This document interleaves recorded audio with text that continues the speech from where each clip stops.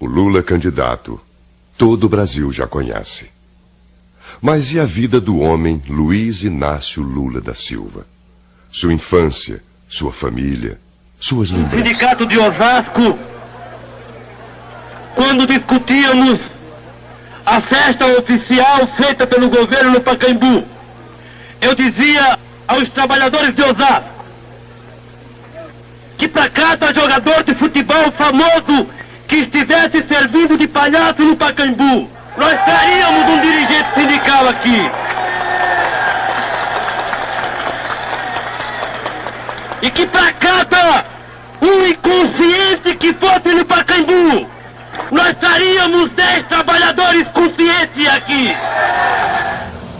Hoje eu tenho mais clareza do que foi a vida da minha mãe e nossa quando éramos pequenos aqui em Caetés. Eu sou o caçula dos homens. Minha mãe teve 8 filhos. Minha mãe chamava-se Euridice Ferreira de Melo, mas a gente sempre tratava ela como Lindu. E meu pai chamava-se Aristide Inácio da Silva. Meu pai foi embora para São Paulo. Eu considero minha mãe uma heroína, por tudo que ela simbolizou para mim. Mas eu sei que um belo dia minha mãe resolveu ir embora para São Paulo, porque até era pouca, ela tinha que trabalhar, meus irmãos eram pequenos e a grande surpresa foi que a minha mãe chegou em São Paulo e meu pai tinha outra mulher já casado. Hoje eu fico pensando assim, a coragem de uma mulher que tinha 8 filhos e que resolve largar do marido sem nada. Eu não reclamo da minha adolescência, não.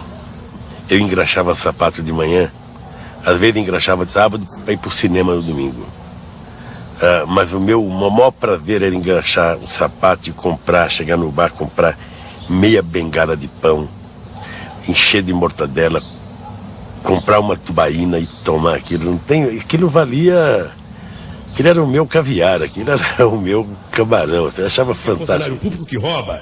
No Brasil, o Wagner, predomina a teoria do que é preciso levar vantagem em tudo. E nós precisamos mudar isso. E vamos mudar isso dando exemplo. E dando exemplo significa acabar com a impunidade. Se um trabalhador rouba um pãozinho, ele vai preso e apanha. O cidadão dá um desfalque de 400 bilhões e está em Paris, gozando da nossa cara.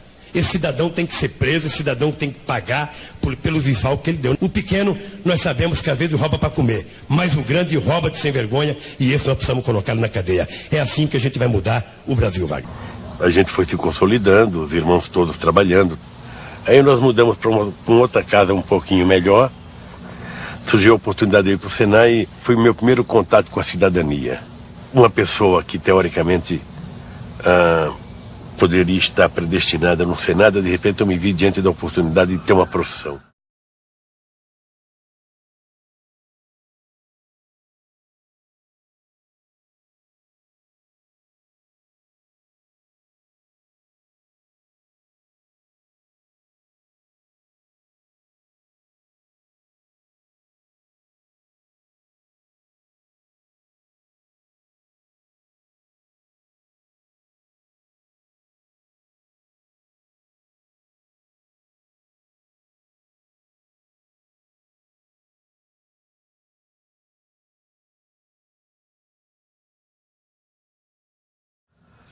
Aí eu me formei em torneiro mecânico.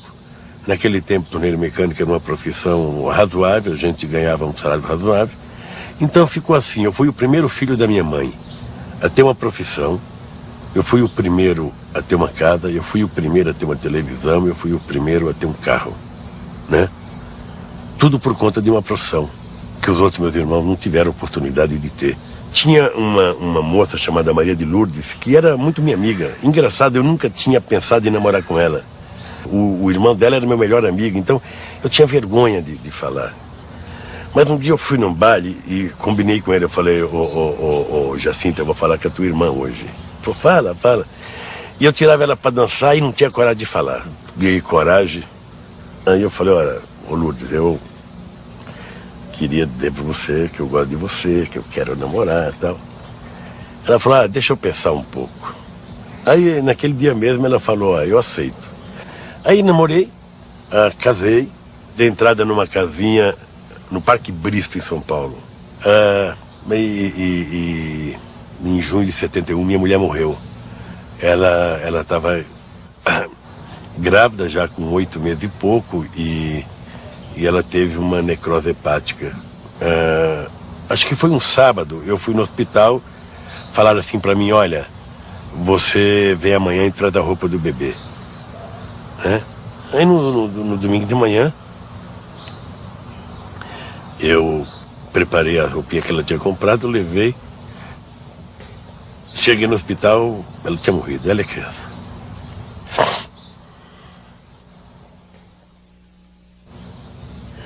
Mãe, eu sei que na minha cabeça, até hoje eu acho que ela morreu como morre milhares de brasileiros hoje por...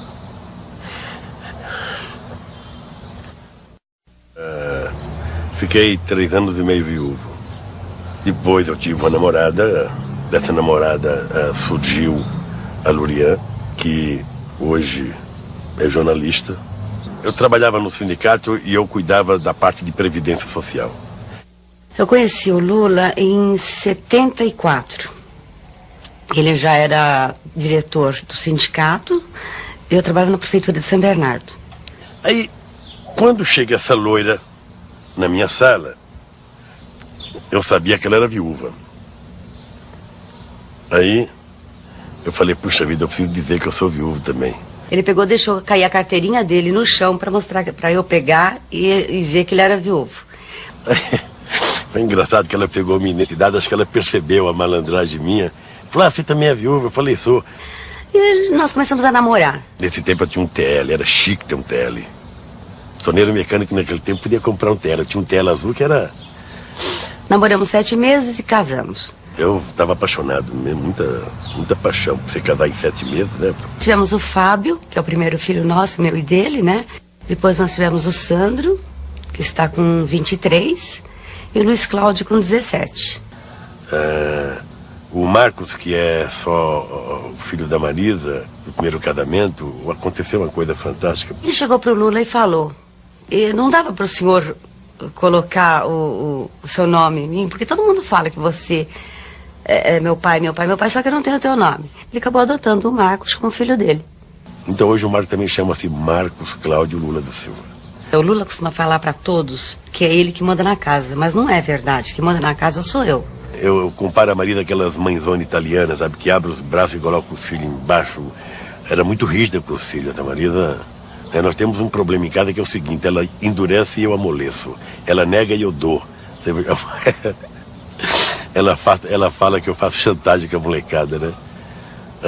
E estamos casados há 28 anos, sabe? Acho que foi uma dádiva de Deus ter encontrado a Marisa. Acho que é a companheira, sabe, a quem eu devo muito, até do que eu sou, devo muito. Ele chega, ele é carinhoso, ele conversa. Tenho 3 netos, eu tenho a Maria Beatriz, que é a filha da Lurian, tenho o Tiago, que é o meu companheiro de jogar bola, e tenho o Astar. O que ele mais gosta, de final de semana que está em casa, é ir pro sítio. Quando eu posso, eu vou para lá, eu gosto de jogar buraco, eu gosto de jogar dominó, eu gosto de jogar truco, né? Eu gosto de cozinhar no fogão de lenha que eu tenho. Então ele faz umas comidas, faz um feijão, faz um arroz, assa uma carne. Gosto de fazer um coelho, gosto de fazer uma polenta, gosto de fazer um macarrão, uma carbonara. Eu sou um bom cozinheiro. Quando você descobre uma pessoa que tem um certo dom para a vida sindical, que se preocupa com o bem-estar dos outros, se preocupa com o problema dos companheiros de lado, esse cara normalmente tem tendência a ser um bom dirigente sindical. Bom, quando chegou em 1975, eu fui escolhido para ser presidente do sindicato. Aí depois, as coisas foram fluindo. Eu sempre tive uma relação de respeito muito grande com os empresários nas negociações, porque eu queria que eles me respeitassem. E se eu queria ser respeitado, eu tinha que respeitá-los. Lula era um líder sindical que você tinha, afinal, confiança e, por que não dizer, prazer de negociar Porque de um lado você tinha uma pessoa que defendia os interesses da categoria do sindicato que ele era presidente, porém fazia isso com lisura e quando se comprometia a alguma coisa, cumpria a coisa com a qual havia se comprometido. Estádio da Vila Euclides, São Bernardo do Campo, maio de 2002. Toda vez que eu entro aqui no estádio da Vila Euclides, eu fico muito emocionado, porque eu devo praticamente tudo que eu sou na vida política ao que aconteceu aqui. Vivemos um momento histórico da classe trabalhadora. É um voto de confiança que eu peço a vocês. Nós vamos voltar a trabalhar!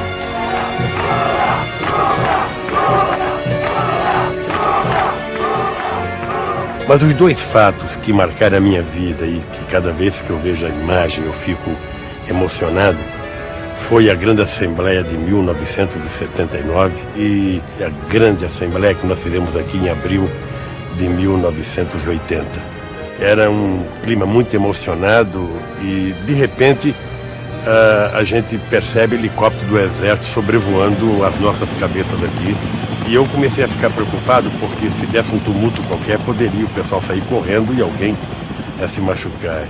Aí eu chamei o pessoal e falei, olha, vamos levantar as nossas bandeiras, vamos cantar o hino nacional, porque nós temos que provar para eles que nós é que somos brasileiros, que nós é que amamos essa terra, e é das nossas mãos que sai a produção e a riqueza desse país.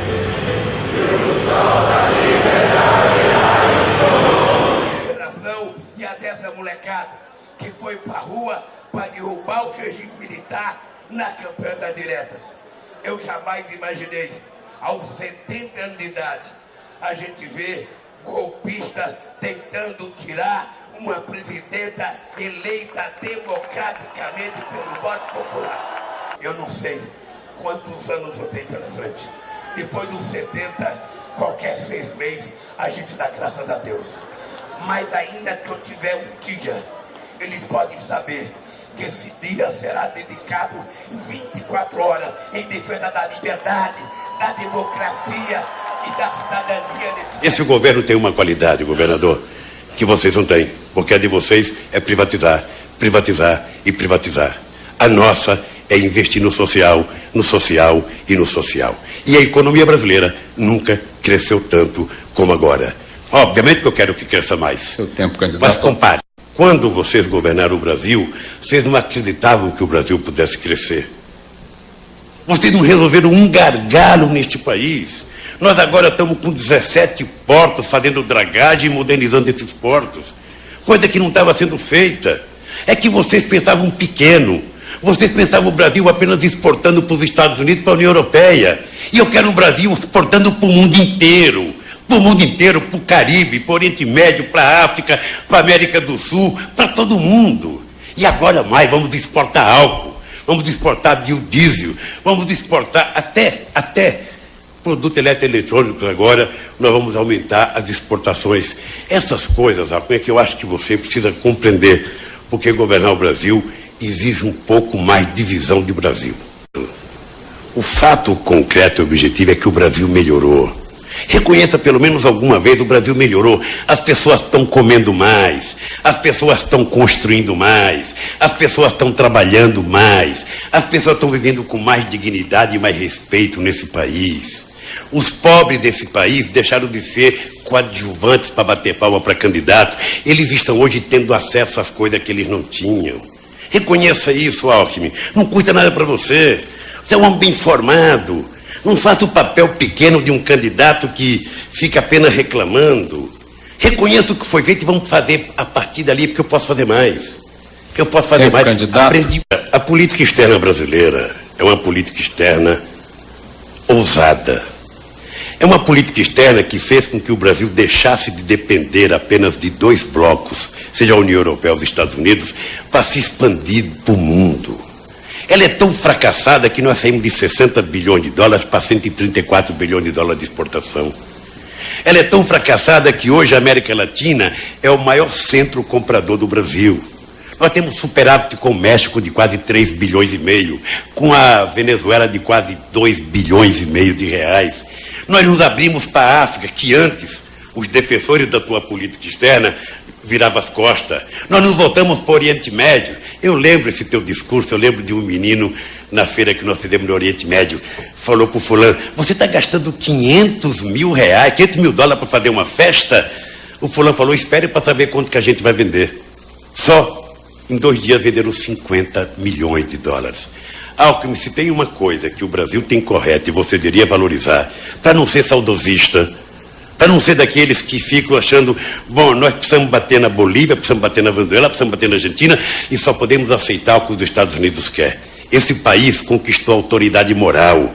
A Bolívia, ela fez com o gás dela o que todos os países do mundo fizeram com o petróleo. O que acontece é que nós temos que negociar. Porque eu sei como que é uma pessoa autoritária. Pega o mais fraco, se puder, vai para cima e invade. Eu não. Eu vou conversar com o Evo Morales, vou conversar com o governo da Bolívia, porque eu sei que aquele povo passa muita necessidade e o único patrimônio que eles têm é aquele gás. Portanto, o Brasil tem que ser justo com eles na negociação. Eu acho que já houve tempo em que a bravata contra os países pobres predominava. Agora não, agora é parceria. É importante ter em conta o seguinte, quais são as políticas sociais concretas que o PSDB tem para o Brasil. Porque o fato concreto é que vocês privatizaram, aliás, aqui em São Paulo, Vossa Excelência acabou de privatizar uma empresa pública de linha de transmissão. Porque é a única coisa que vocês sabem fazer, ou aumentar imposto, ou vender o patrimônio público para ter dinheiro para poder fazer alguma obra. Não só nós fazemos opção para gastar, como gastamos bem. Eu vou lhe dizer alguns números. Do Pronaf, para ajudar a agricultura familiar, nós saímos de 2 bilhões e 400 milhões para 10 bilhões de reais. O Plano Safra deste ano foi 60 bilhões de reais. Nós saímos de 7 bilhões gastos com políticas sociais para 23 bilhões de reais, governador. O programa PC Computador, o do PC Conectado, está vendendo o computador a R$ 59 por mês, porque nunca se criou tanto crédito nesse país, governador. A verdade nua e crua é que esse país deu um salto de qualidade excepcional. Nós sabemos fazer opção quando nós queremos transformar o biodiesel numa matriz energética brasileira. Nós sabemos fazer opção quando recuperamos a indústria canavieira nesse país com um acordo para construir o carro Flexil. O nosso governo gasta, governador, naquilo que nós entendemos que vai melhorar a vida das pessoas. Pergunte para os institutos de pesquisa se já houve algum momento na história a quantidade de crédito que tem hoje nesse país. Pergunte quantos bilhões estão no mercado por conta do crédito consignado que nós criamos e facilitamos a vida das pessoas. Pergunto o que foi a aprovação do Estatuto do Idoso, que durante 12 anos vocês não aprovaram e nós aprovamos em apenas 2 anos e meio de governo. Esse governo tem uma qualidade, governador, que vocês não têm, porque a de vocês é privatizar, privatizar e privatizar. A nossa é investir no social e no social. E a economia brasileira nunca cresceu tanto como agora. Obviamente que eu quero que cresça mais. Seu tempo, candidato. Mas o marido, ele pensa que conhece a casa. Mas quando a mulher não está em casa, se ele tivesse que fazer um café, ele não sabe onde está o pó, não sabe onde está o açúcar, não sabe onde está o bule, não sabe onde está o coador. E eu traduzia para que o povo entendesse com mais facilidade aquilo que era a arte do que eu queria fazer se ganhasse as eleições para presidir esse país. Finalmente, eu perdi 89, eu perdi 94, e eu perdi 98, e eu perdi porque uma parte do povo pobre deste país que deveria ter votado em mim, não votava. Não votava com razão, não votava com medo, não votava porque ele passava, como é que eu não sei nada, vou votar num cara que não sabe nada? Como é que eu vou votar num cara que só tem o diploma primário, que é um metalúrgico, um sindicalista? Eu lembro uma vez aqui em Casa Amarela, visitando um barraco, a mulher falou, eu não vou votar em você, Lula, porque você vai tomar tudo que eu tenho. E eu olhava pro barraquinho dela e eu falava, pelo amor de Deus, o que eu vou tomar dessa mulher? Ela não tem nada, como é que ela tem medo de mim? Eu cheguei em casa, Eduardo, contei pra Marisa. Falei, Marisa, eu tô assustado, porque eu fui num barraco de uma pessoa que não tinha nada, e essa pessoa que eu queria ajudar tem medo de mim. Tem medo. Ela não confia no que eu falo, e ela tem medo que eu vá tomar as coisas dela. E a Marisa falava, Lula, não desanima. Continua, que um dia você vai convencer. E isso aconteceu em 2002. Aconteceu.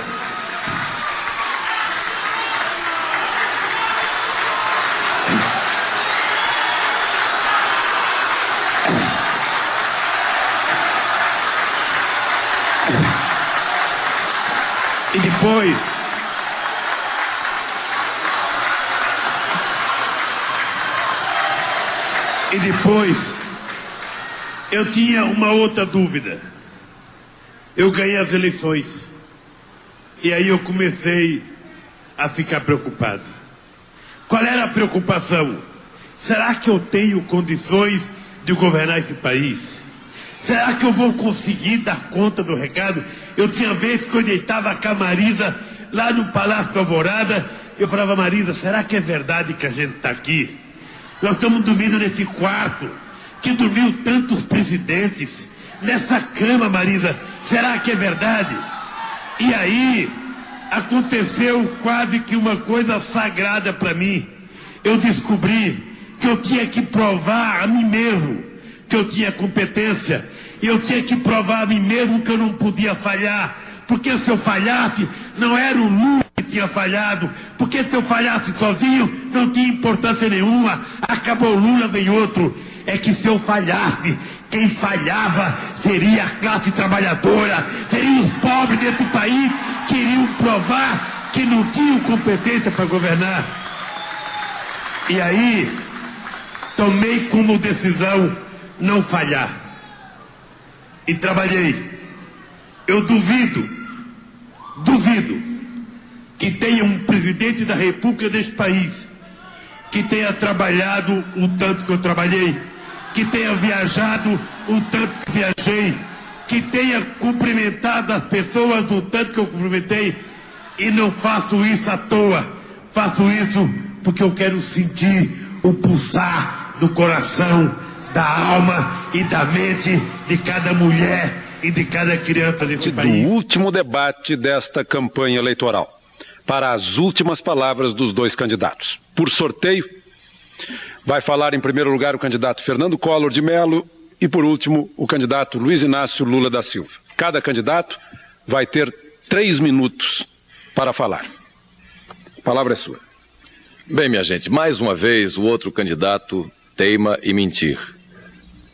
Ele é que vai ganhar, sem dúvida, o prêmio de Pinóquio da década.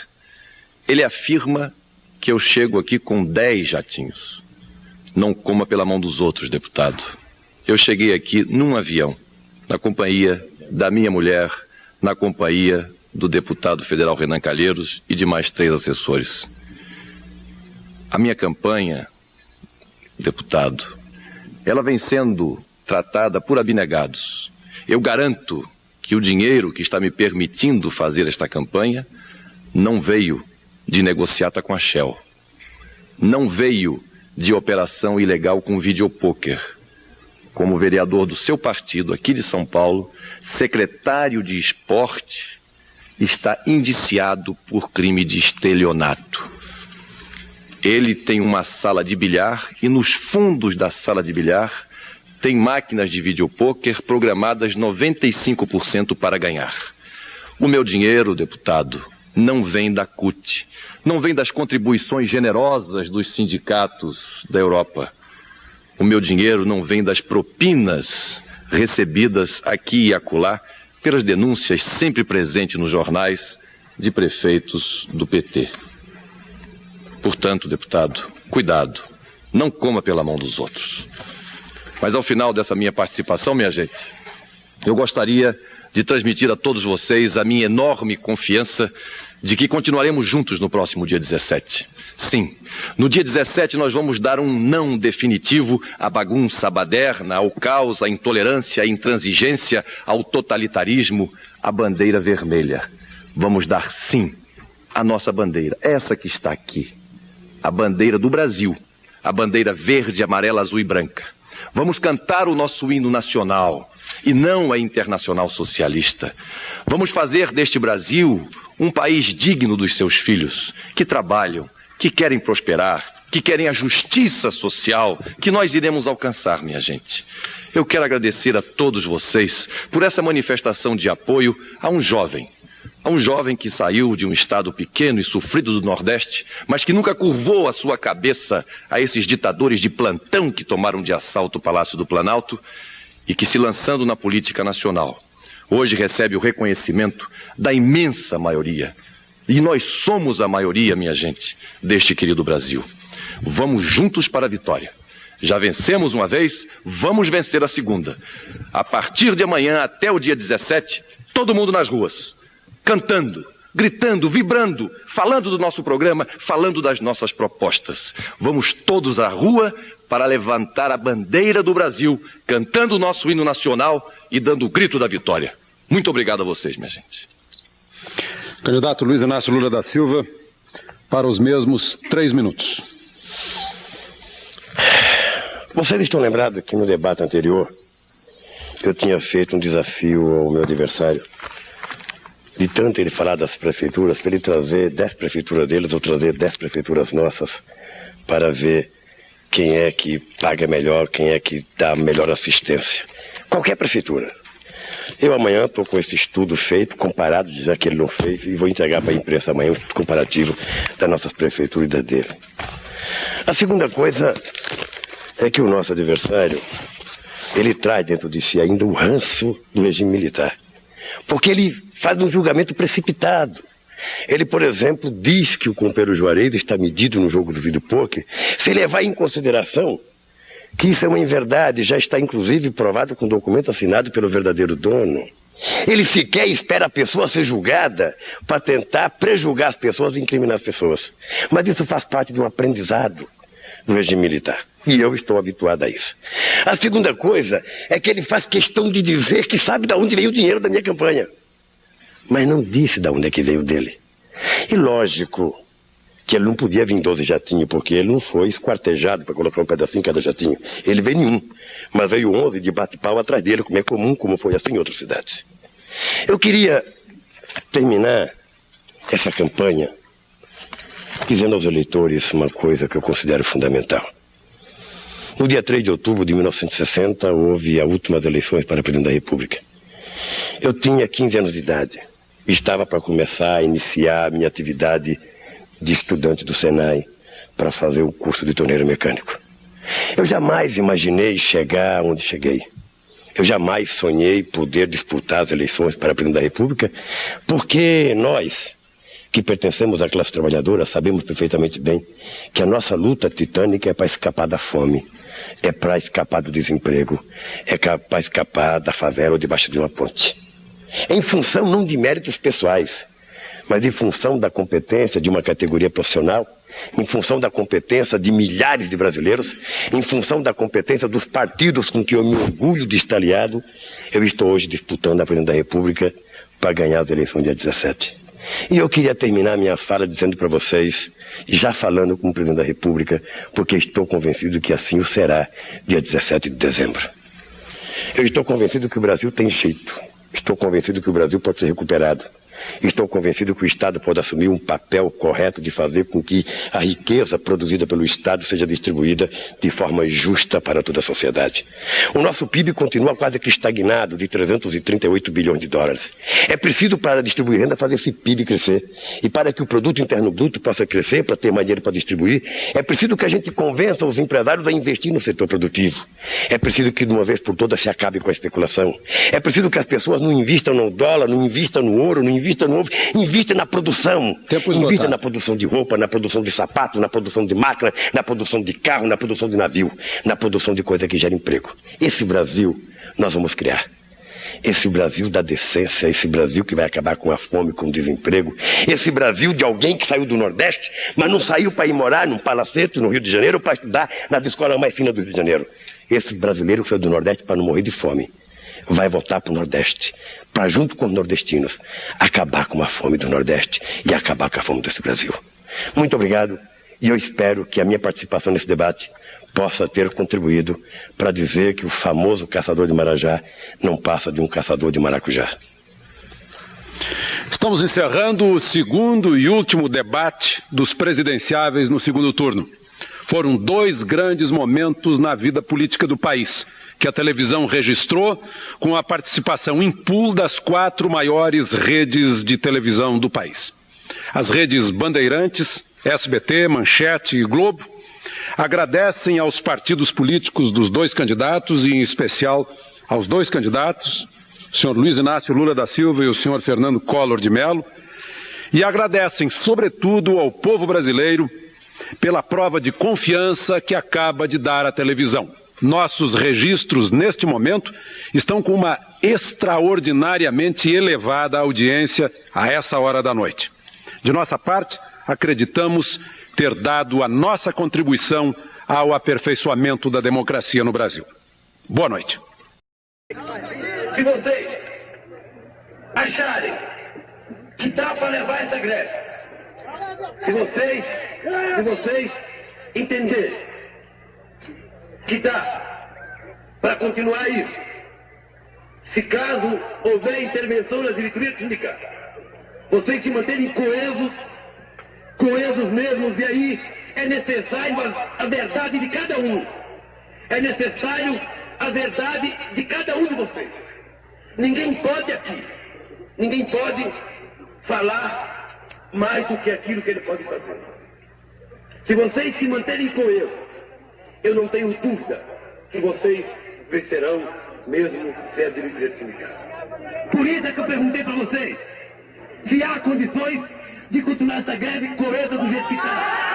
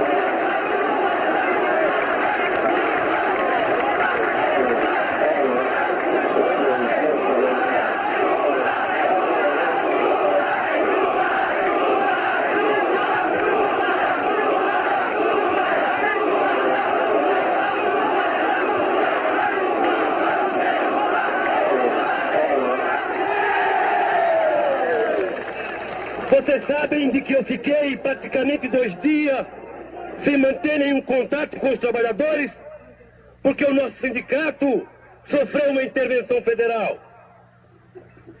E foi lamentável a intervenção federal. Existem hoje 3 coisas fundamentais. A primeira delas é a garantia da volta à normalização do nosso sindicato, que sempre foi livre. E nós vimos essa semana o sindicato tomado por cachorros policiais.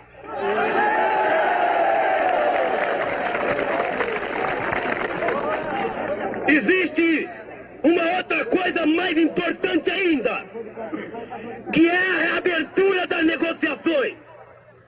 A reabertura das negociações, o que quer dizer? É que alguém irá negociar pelos trabalhadores, porque nós temos 11% em jogo e não vamos abrir mão desses 11%. Há uma outra coisa a ser feita, que é os nossos dias que estamos em greve. É os nossos dias que estamos em greve. Nós queremos receber os nossos dias. Nós queremos negociar. Para não dizer que nós somos radicais. Nós vamos aceitar ao pedido do governo. Nós vamos voltar a trabalhar. A partir de hoje, a gente conta 45 dias. Então, a gente pode marcar uma assembleia aqui, nem pro dia 11, nem pro dia 12, mas pode marcar uma assembleia pro dia 10 de maio aqui. Eu não tenho dúvida nenhuma que com um novo chamamento, companheiros, tá na hora de parar. Todo mundo para outra vez. Eu queria pedir agora aos companheiros que quiserem dar um voto de confiança à minha diretoria. Por favor, levante a mão.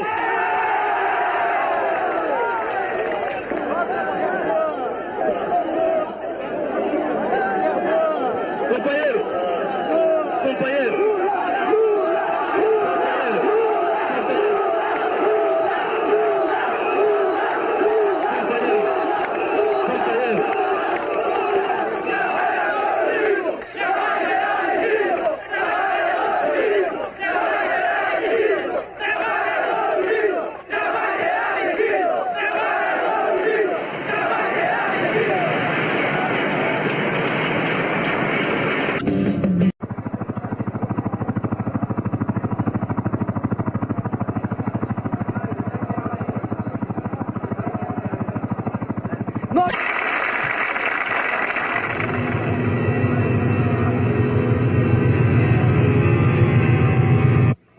O que será da nossa greve? Se todos os companheiros que estão aqui não estiverem lá fora para dizer para o pessoal, não tem que trabalhar, que houve intervenção no nosso sindicato. É vocês que têm que meditar. Não é eu que vou dar opinião para vocês, não. Vocês já são adultos.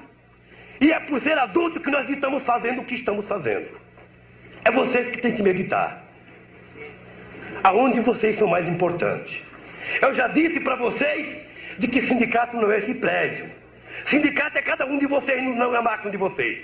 Sindicato é cada um de vocês na rua.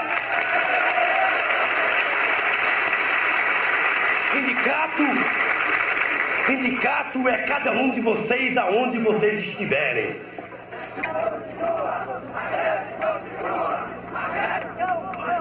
Vocês já receberam todas as orientações que eram para receber. Ninguém está tendo dúvida de nada. Tá? Eu agora vou para casa ver minha mulher e meus filhos. É importante também que cada um vá para casa. É importante que cada um vá para casa também almoçar, ver sua mulher e ver seus filhos. E a luta continua e você está vendo.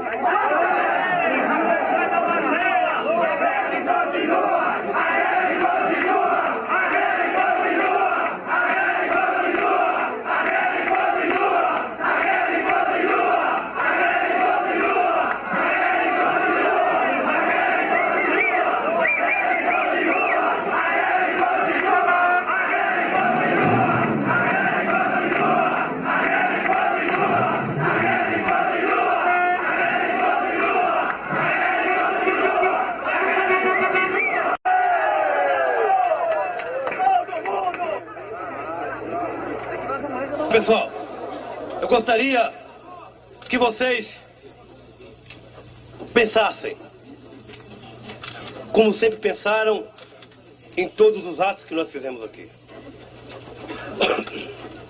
E eu queria explicar alguma coisa para vocês. Em primeiro lugar, quem viu as minhas declarações na televisão, viu que eu estava com o acordo pelo pescoço. Todo mundo viu. E eu posso garantir para vocês de que não foi um bom acordo. A minha palavra é de que não foi um bom acordo. Mas há algo muito sintomático. Na Volkswagen, na sexta-feira, houve uma greve. E a reivindicação dos trabalhadores não era por aumento de salário, mas era pela volta da diretoria do sindicato.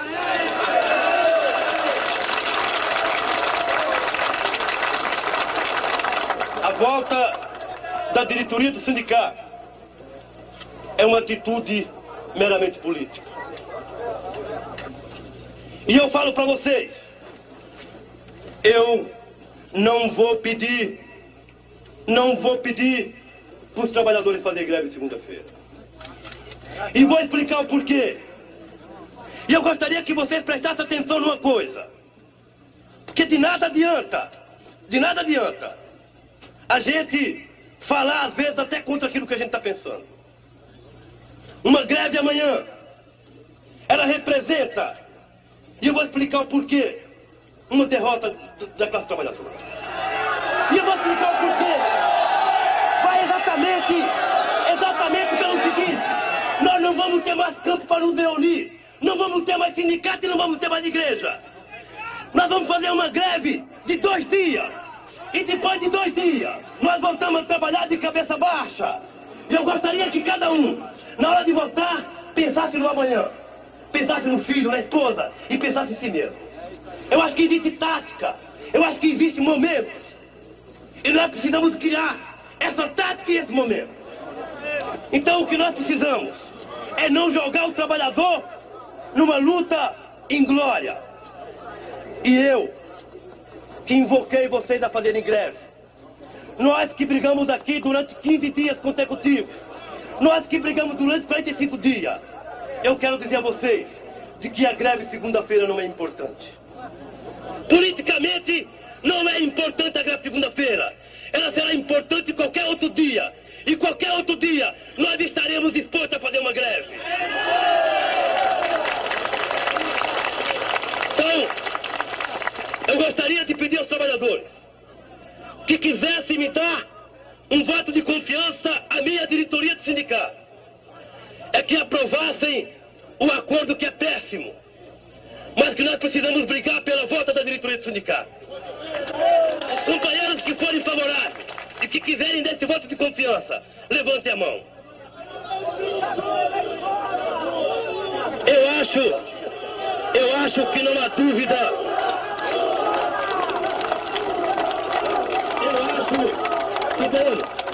Eu acho que não há dúvida nenhuma. E mesmo aos descrentes, mesmo aqueles que não acreditam na capacidade de luta dos trabalhadores, amanhã nós daremos uma lição ao Brasil e ao mundo.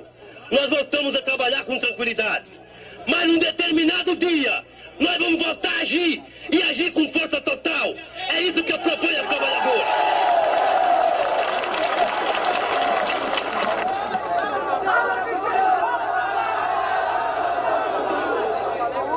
Quando, no meio da Assembleia, eu percebi que havia sido feito um acordo, eu realmente fiquei muito doido da vida, né? Virei as costas e vim embora. Eu acho que muita gente votou. Porque eu achava naquela ocasião que, mais uma vez, a categoria havia sido traída. Agora hoje, com cabeça mais fresca, depois de 2 anos, né? A gente realmente acha que foi a melhor decisão. Isso porque naquela ocasião, na verdade não havia a estrutura, a organização que a gente tem hoje. E naquela ocasião realmente não havia realmente condições de continuar uma greve sem o sindicato na mão, sem um fundo de greve organizado.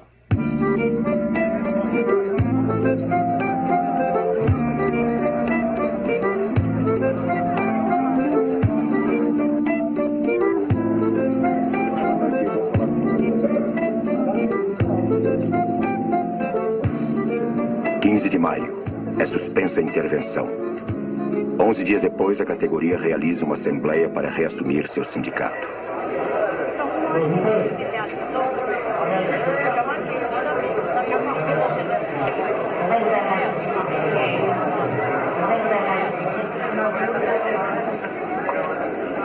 Antes de começar a assembleia, a primeira que a gente faz no sindicato, depois dos militares terem tomado isso aqui, depois do governo ter tomado isso aqui do povo e ficado para o próprio governo, eu gostaria de pedir para que subisse até aqui a mesa, até o palanque, todos os diretores do sindicato.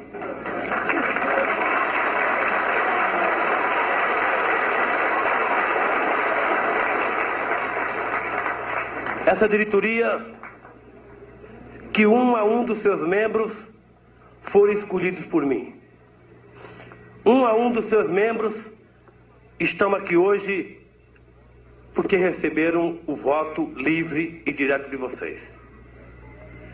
Querem se subordinar à vontade de uma Assembleia. E se vocês, trabalhadores, entenderem que essa diretoria, em algum momento, falhou com vocês, eu gostaria, de todo o coração, que vocês, livremente, rejeitassem a continuidade dessa diretoria.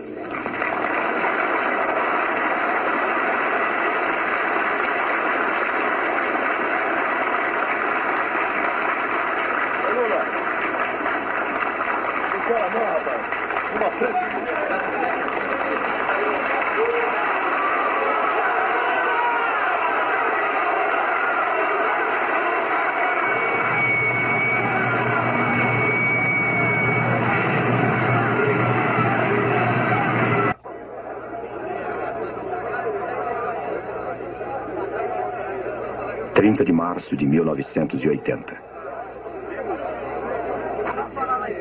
Companheiros, muitos dizem de que aqui em São Bernardo nós somos os privilegiados. Muitos dizem de que nós, trabalhadores de São Bernardo, não precisamos nem de aumento de salário. Muitos dizem até de que o empresário está pobre, de que o empresário está falido. E nós, trabalhadores, é que somos gananciosos. E eu gostaria de colocar em votação. Quem é que concorda com a proposta dos patrões? Quem é que quer a greve? Também nunca faltei com respeito com nenhum deles. Já faltaram com respeito comigo. E vocês sabem o que já fizeram comigo. Se dependesse de determinados meios de comunicação, eu teria 0 na pesquisa e não 80% de boiótipo como nós temos nesse país. Eu, companheiros e companheiras, sou um homem que agradeço a Deus pela generosidade que Ele teve comigo. E agradeço a vocês, porque um dia vocês tiveram a mesma consciência que a maioria negra da África do Sul teve ao eleger um negro que representava 26 milhões de pessoas, que era dominado por 6 milhões de brancos. Vocês um dia tiveram a mesma consciência que os negros da África do Sul, que elegeram Mandela para presidente da República daquele país depois de 27 anos de cadeia. Vocês tiveram consciência de eleger um metalúrgico que tinha perdido muitas eleições por ser igual à maioria do povo. E o povo não acreditava que fosse capaz de dar a volta por cima. O povo não acreditava. O norte vira sul. Exatamente. Olha pra isso, gente. Água. Água voltada. Hoje eu estou acreditando e agradecendo, em primeiro lugar, a Deus. Exato. E segundo, o presidente Lula. É verdade. Eu trabalhei 3 vezes nessa obra. É verdade. Trabalhei. Então hoje eu estou funcionário da SA Paulista. Isso. Vamos terminar a obra. Se Deus quiser, vamos para a Sertânia. Se Deus quiser. Terminar o resto do projeto.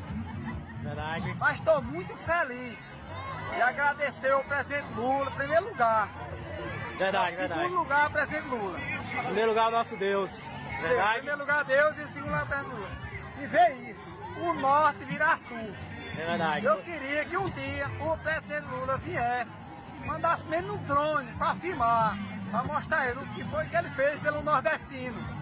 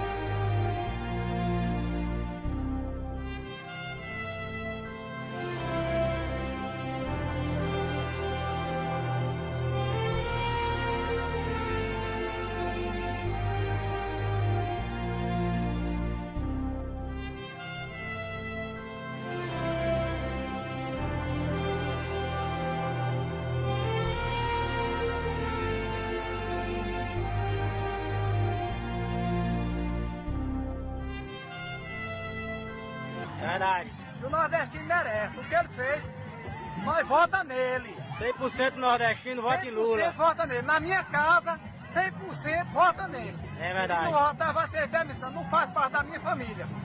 É verdade, gente. Família com a família vota em Lula. E agradecer. Em primeiro lugar, sempre Deus. É verdade. Segundo, o presidente Lula. Veja aí, eu estou muito feliz. Ganha seu dinheirinho, vira pra cá. Ó, verdade. Todo mundo ganha seu dinheirinho. Turismo aqui, todo mundo vendendo as suas barracas. Já gerou trabalho, né? Todo mundo ganhando dinheiro. Onde estava difícil aqui, entendeu? A renda aqui muito difícil. E hoje, graças a Deus, pode continuar, Valdir, que as pessoas estão ganhando dinheiro vendendo refrigerante, cerveja, espetinho de carne. Né?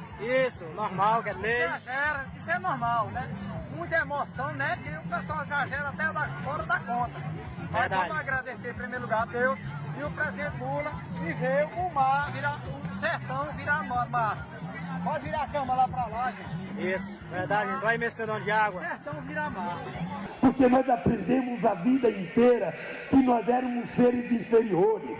Que para governar este país tinha que ser um mineiro, tinha que ser fazendeiro, tinha que ser advogado, tinha que ser empresário, tinha que ser doutor e mais doutor. Igual a gente não poderia governar o país. E o pobre que fala de Lula é o quê? É safado.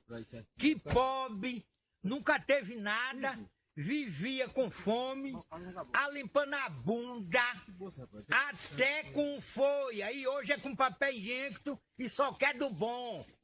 Hoje tem energia. Coloca no seu lugar, metalúrgico, porque esse mundo não é para ser governado por aqueles que moram no andar de baixo, mas por aqueles que moram no andar de cima.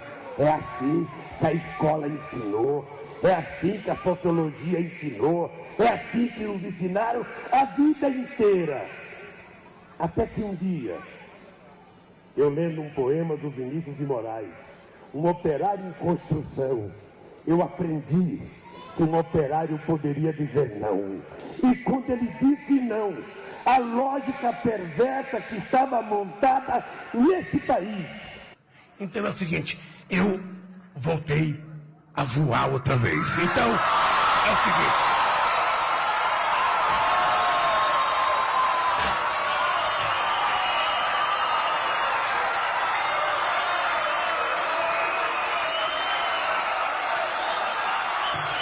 Tomou a decisão política de ser candidato? Ou será candidato? Primeiro, eu vou ter condições jurídicas de ser candidato, porque não há nenhuma razão jurídica para evitar que eu seja candidato.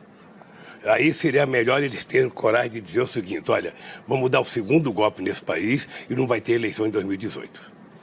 Acontece. E o senhor será candidato? Que todas as pesquisas de opinião pública feitas por eles até agora indicam que se eu for candidato, eu tenho possibilidade de ganhar as eleições no primeiro turno. Então, obviamente que a gente não pode ficar analisando pesquisa com tanto tempo de antecedência, porque tem gente que está em primeiro pode chegar em último, tem gente que está em último pode chegar em primeiro. Você será candidato? Obviamente, na situação que está, eu serei candidato. E vou te dizer mais, eu agora quero ser candidato. É importante, eu agora quero ser candidato a presidente da República, porque na situação que o país está, sabe, sem nenhuma falta de modéstia, as pessoas sabem que eu sei, as pessoas sabem que eu já fiz e as pessoas sabem que eu posso consertar esse país. E para começar a consertar esse país, nós primeiro temos que fazer com que o povo volte a ter confiança nele próprio. Segundo, o governo precisa ter credibilidade. E credibilidade é preciso alguém ser eleito democraticamente pelo povo.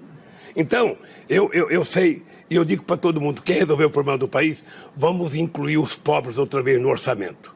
Aí você tem que ter política de geração de emprego, de distribuição de renda e não fazer o que estão fazendo, jogar a culpa da desgraça em cima do pobre outra vez. E todas as medidas que estão fazendo é para favorecer os ricos. O governo não está propondo uma reforma na Previdência. O governo está propondo um desmonte na Previdência Social, tentando fazer com que o trabalhador tenha mais dificuldade de se aposentar.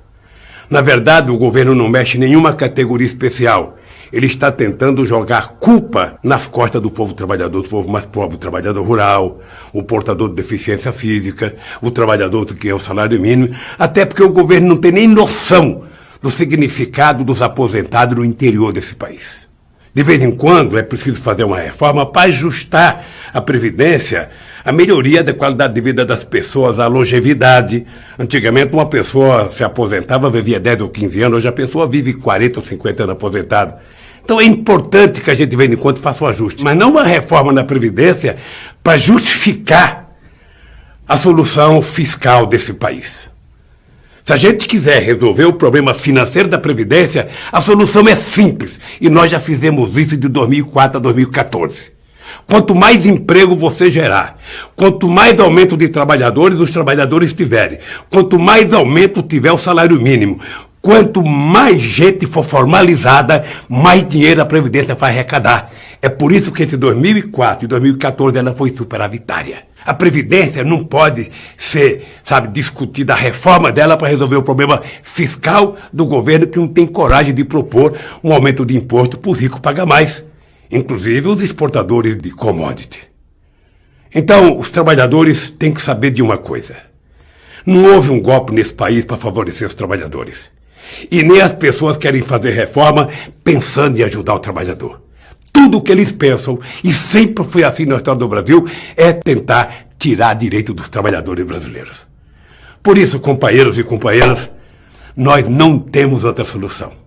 Eu que pensei que aos 70 anos eu ia poder descansar, estou convidado nesse momento a ir para a luta para não permitir que tirem da gente o direito da gente sobreviver.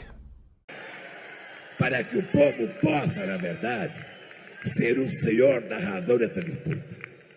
Eu digo todo santo dia. Eu digo todo santo dia nesse país. Eu estou à espera de um empresário me denunciar.